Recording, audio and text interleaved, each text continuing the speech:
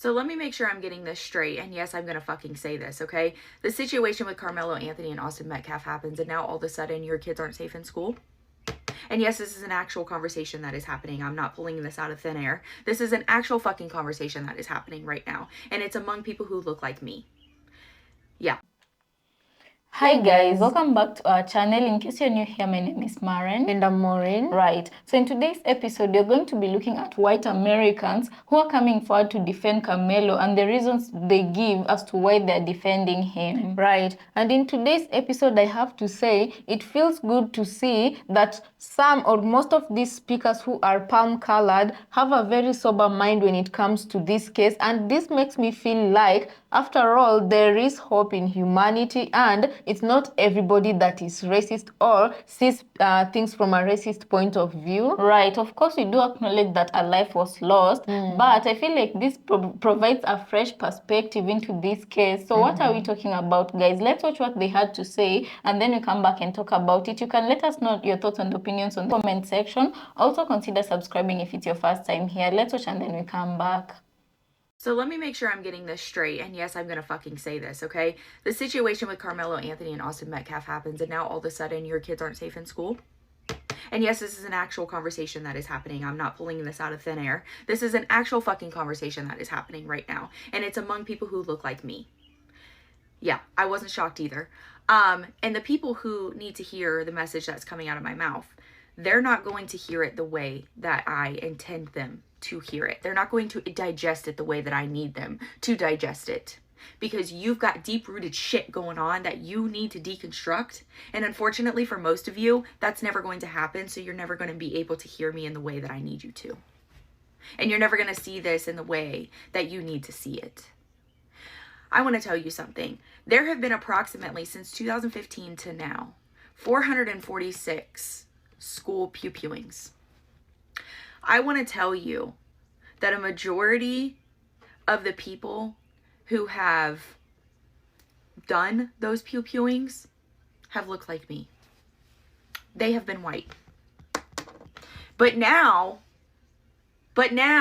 a black boy enters the scene, and all of a sudden your kids are not safe in school, and all of a sudden now you're starting to give a fuck. That racism is going to show its ugly head every single fucking time. So I want to understand something. Why is it when people talk about Karmelo Anthony versus Austin, it is always made a point that it was Karmelo that was supposed to be the bigger person and to do it a different way, because the outcome happened to be something that ended somebody's life? Like, it doesn't make it any less self-defense regardless of how he did it. And what makes me bring this up is I just saw No Jumper post Aiden Ross's clip from his stream talking about Karmelo and the case. And this man proceeded to say that if you're being bullied, go to a teacher. As if that automatically stops bullying. Do you realize how many children unalive themselves because they were bullied and teachers did nothing? Or the bare minimum and it didn't stop anything? Like, what is telling a teacher can always do? Yes, that is what you should do. But to say that and expect Karmelo to have been the bigger person or to have done something or been the one to go to the teacher, why didn't Austin? He was the one with the problem. Austin was the one that approached him, and Austin's brother, twin brother, Hunter, literally said this in several interviews. You can literally search it and you can hear him and see him say it. It finally dawned on me why this case has the country split right down the black and white line. It comes down to cause and effect. It comes down to the means justifying the end. So the white side is looking at this case like this is a black monster that should never ever have a reason good enough to take the life of a young white man from Texas. Never. And he needs to be put away for the rest of his life. Do not take into account that it was two of them. Do not take into account that each one of them were twice his size, essentially 4 times his size. Don't take into account that they were known bullies. Don't take into account that they walked up to him and started this whole interaction. Don't take into account that they physically tried to harm this boy. Don't take any of that into account. Only thing that matters is This black monster murdered a white boy in cold blood, and there's never a reason good enough for that. I don't care what you say. The black side, like, hold on, wait a minute, wait. Here you have an honor roll student, captain of the track team, no history of violence, no criminal record, comes from a stable 2-parent home, middle to upper class economics. He's minding his own business. He's trying to stay out of the rain. He's minding his own business on his phone. And these 2 boys walked up and physically tried to do harm to him. And he protected himself like this country says you have a right to do. So that's why he did what he did. That's the cause. So you have one side completely ignoring the cause of what started the whole thing in motion in the first place. That if they had not did what they did, then we wouldn't even be talking about this case. Then you have the black side like, wait a minute. You take into account the cause of every other case that has split this country down the black and white line. Let's go through them. You got Tamir Rice. He's 11 years old with a toy gun. Well, his mama, she shouldn't have let him outside with a toy gun. And that's why the police rolled up on him, because they thought it was real and they shot him in 2 seconds. Literally. That's why they did it. Ahmaud Arbery.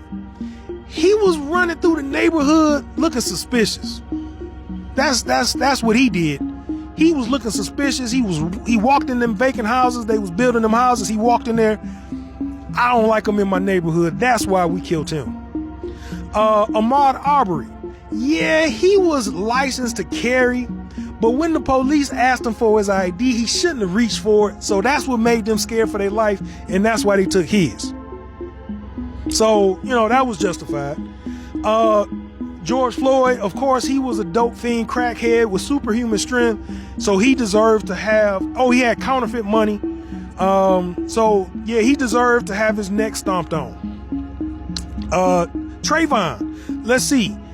He was walking, he had candy, and soon as this neighborhood watch guy rolled up to him, he should have immediately surrendered all of his personal rights and space to this guy walking up that's, physically accosting him for no reason whatsoever, other than being in the neighborhood with a hood on his head. So all the other times, the means justify the end. So all these circumstances leading up to it, that's what caused this thing to happen. But in this case, there is no cause great enough for this boy to take the life of this other boy. So all of that stuff that the country says you have a right to do, stand your ground, that don't come into account. Cause, he black. You have a right to defend yourself? Not really. I don't like that. So that's what got this country split down the black and white line. Every other time, the means justify the end. But in this case right here, it's different. There is no means good enough to justify what he did. I don't care what it is. This is America. This is just a public service announcement. If you're out there yelling justice for Austin, but you were quiet and silent when unarmed Elijah McClain was unalived by police, just put your motherfucking hood back on. Have a day. What is your opinion on the Austin and Karmelo situation? This situation actually happened 6 minutes from where I live. Karmelo Anthony fatally unalived, I can't say the word, but Austin Metcalf. They were both 16 and it was at a track meet. First, I want to say, I think the narrative that a lot of people are running with is absolutely disgusting, and they're trying to bring race into something where it has no place in, and a lot of people are trying to paint Karmelo as a thug and he had a ghetto upbringing, XYZ. He was raised in a 2-parent household in Frisco, Texas. He got a Mercedes for his birthday. He came from a very affluent family. So just because of his color, I hate that people are trying to run with that narrative. It's gross. A lot of people are also saying that it was all premeditated and he brought a KNIFE for the sole purpose of unaliving Austin that is also not true. By the way, I know all of this because I work with a kid that his best friend was standing right there and watched everything happen. Karmelo Anthony walked over and sat under Austin Metcalf and his twin brother's tent, and there's no reason for Karmelo to be over there because he went to an opposing high school, so I'm not sure for that reason. Austin asked him to move. Karmelo said no. Austin asked him again, and Karmelo said, make me move. So Austin picked up Karmelo's phone and shattered it, and then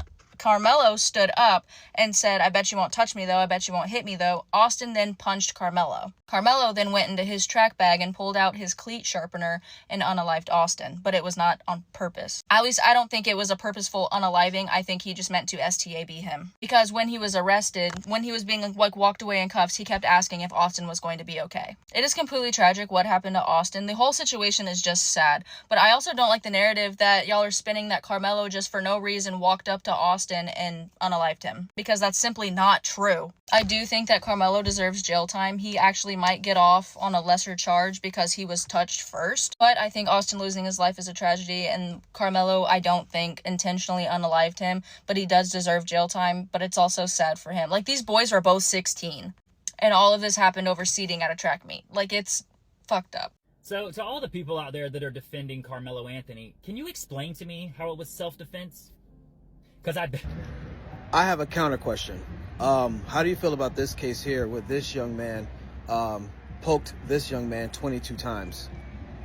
And everyone who is a white supremacist that have an issue with Karmelo Anthony has nothing to say about this. Because I went through your page and you didn't say a word about it so far. So I just want to know. Are we going to be consistent in our claims? Are we going to wish for the unalivement of this young white boy here, like we're all wishing unalivement on Karmelo Anthony, or what? Mind you, this happened in the exact same state, except it was 2 years apart, and this case is currently going on trial right now as we speak. I just want to know your thoughts on it. I want to know if you're going to keep the exact same energy. I want to know if all of white America is going to keep the same energy.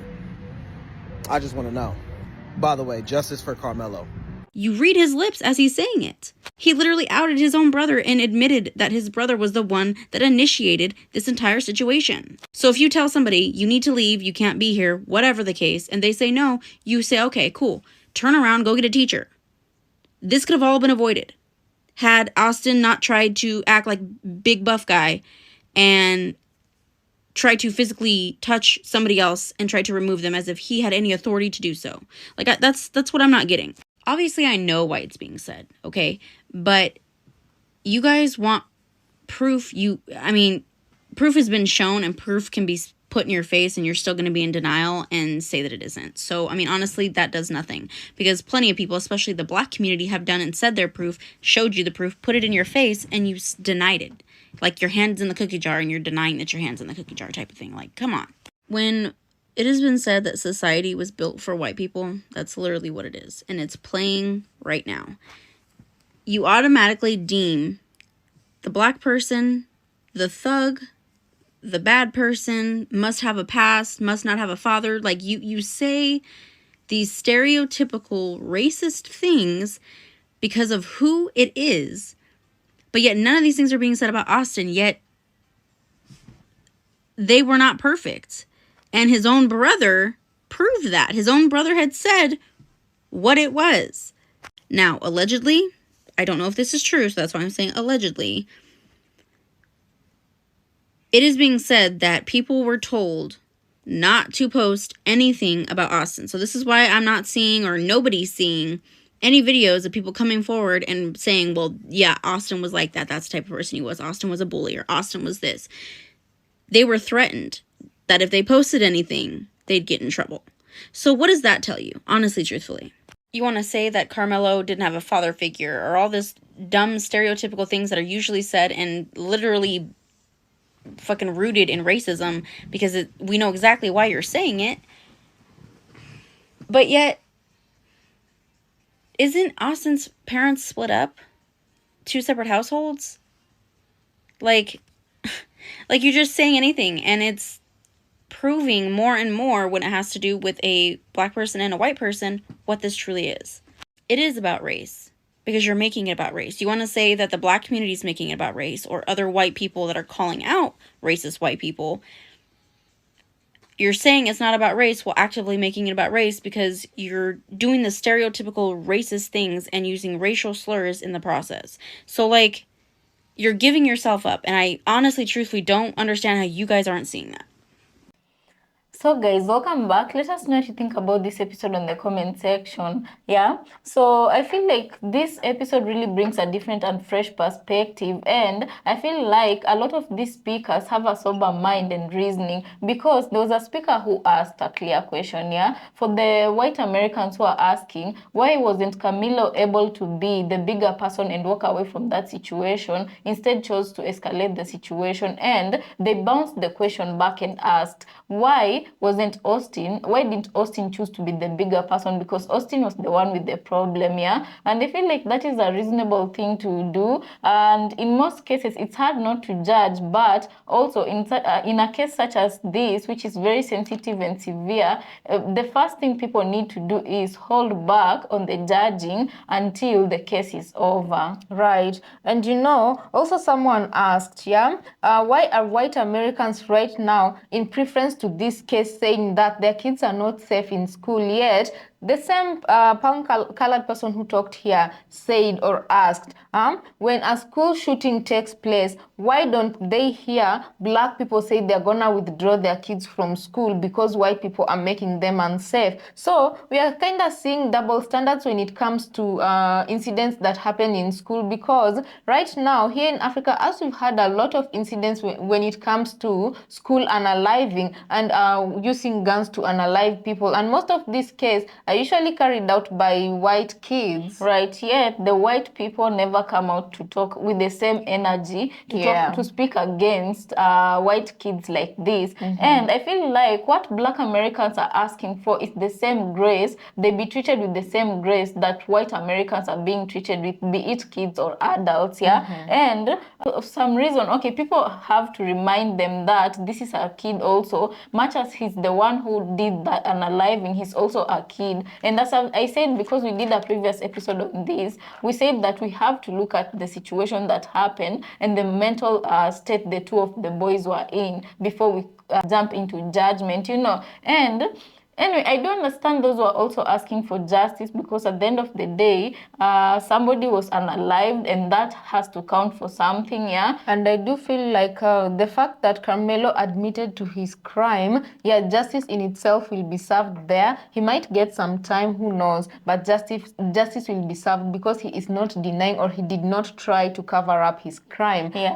And we have to remember, right, this same energy that white America is using to prosecute this boy, we have to remember that very same energy, because there's been a lot of cases that lacked that energy, or that was ignored just because it was a white person who committed it. So we have to, the main topic of today is the grace that people are given just because of their skin colors. Right. And for also guys, because long time ago you wouldn't find a lot of white people defending such cases, but right now I really am glad from the bottom of my heart to see that most white speakers whom we've featured here today, they're trying to understand the state in which Karmelo was in when he unalived his fellow student, right? And this just goes to show that in as much as there's still a lot of work to be done in regards to racism, there's also a vast majority of white people who are starting to be self-aware of themselves and their community and how they act, And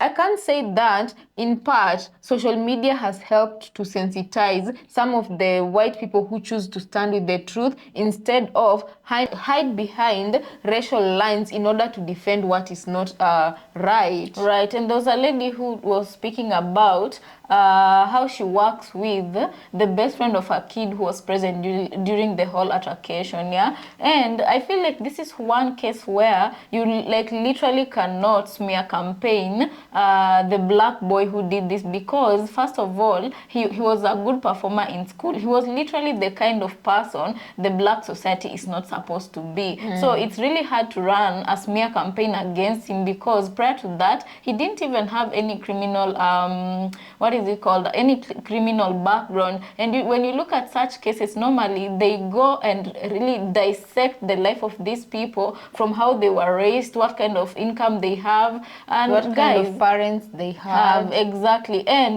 with this type of family, they seem to be a perfect family. What meets the eye seems to be a perfect family. Let me just go back and remind you about a case that went viral on TikTok also. Although that was a case about a black mom, and her baby daddy was black also. They had two kids. The two kids died in the car because they froze to death. So when you look at how that case was handled, people started dissecting these two families, although that one I understood, because the father was in the wrong, and that people acknowledged that. But when you look at how they dissect people's lives when it comes to black lives and white lives, it's very, very different. And the main thing we say is give grace when dealing with both. Why should you feel like someone who legally goes to buy a pew-pew, goes out and shoots people and comes back, and you also have to look at them like they're human, and you give them the grace, and you start talking about, oh, let's look at their mental health. They were not fit when they were doing this action. If you're going to be looking for a reason to humanize the person who has committed the crime because they are white, then you should also look at the same, with the same lens, you should look at the other people who are not white. Right. And the people who started running smear campaigns against Karmelo and his family, I really do feel like they didn't do their due diligence, especially with this day of digital connectivity. This information is all over the internet, and I'm glad that this information is all over the internet, because this is what helped other people to prove that this was a smear campaign against Karmelo's family and how he was brought up, and that some people were even claiming that he was brought up in a broken family. Right. And guys, you know what catches my attention is the fact that there's a speaker. I don't know how true that is. I don't know how factual that is. But there's a speaker who talks about she lives close to where the incident happened, and the kids who are there. If you are there, you've been restricted from sharing any whatever on the internet talking about the incident that happened. And that is quite funny. Okay, personally, I do understand the reason for that is so that they can allow the due process to take place and the court to happen. Yeah, but she was just talking about how, why would you not allow people to talk, because already this story is out there and everybody's giving their opinion. Why would you not allow, if someone wants to share what happened and what they witnessed, why don't you allow it? But personally, I do believe that could trying to control the narrative and also protect the case. Yeah. So until all this is over, I feel like this is one case that people will never forget about. And for real, life has changed for these two families in ways that you can't even comprehend, because the other family that are grieving, they lost a son. There's a boy there who lost his twin, yeah? And this other family, this was a top performing student with good grades, a well-behaved boy. Yeah, he had a very good future ahead of him. He was captain of his team, so he really had a good looking future, And I don't think that even if whatever the outcome of this case, I don't think that his life will also be the same. Their two lives have been permanently changed. You know what I'm saying? Right. So guys, let us know what you think about this in the comment section. Also consider subscribing if you're new to our channel, and we'll see you on our next episode.